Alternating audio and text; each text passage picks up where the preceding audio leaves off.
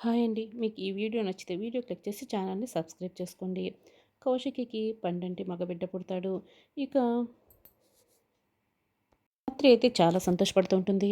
ఇంకా కంగారులోనే ఉంటారు. "దాత్రి మనం క్షేమంగా ఇప్పుడు హాస్పిటల్‌కి వెళ్ళాలి కదా!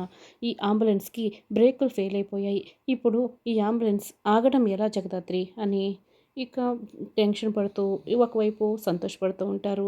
కౌశికి అడుగుతూ ఉంటే, "వదిన కేదార్ అడ్డుగా ఉన్న కార్లని తొలగించడానికి ప్రయత్నిస్తున్నాడు. మీరేం కంగారు పడకండి వదిన. మనం క్షేమంగా హాస్పిటల్‌కి వెళ్ళిపోతాం" అని ధాత్రి అంటుంది.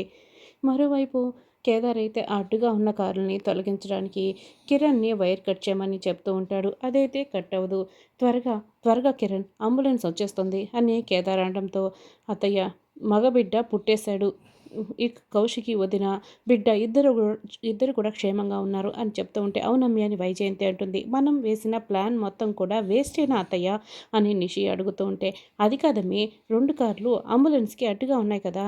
ఆ రంగాగాడు ఇక అడ్డుగా పెట్టాడు కదా" అని చెప్తూ ఉంటే, "అవును అవునత్తయ్య ఆ రంగాగాడు ఆ 2 కార్లని అలాగే నిలిపేశాడు. కేదార్ వాటిని తొలగించడానికి ట్రై చేస్తున్నాడంట. అయినా అవి అంత తేలిగ్గా కదలవు కదా!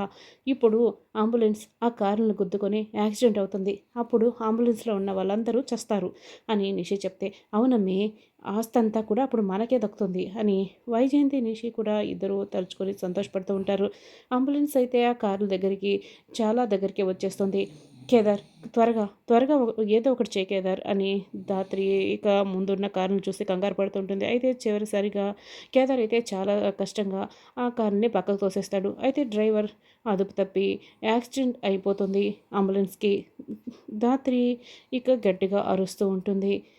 ఇక అరుస్తూ ఉంటే వాళ్ళకి యాక్సిడెంట్ అయిపోయిందని, వాళ్ళు చచ్చిపోయారనుకోని వైజయంతి, నిషి అయితే చాలా సంతోషపడుతూ ఉంటారు.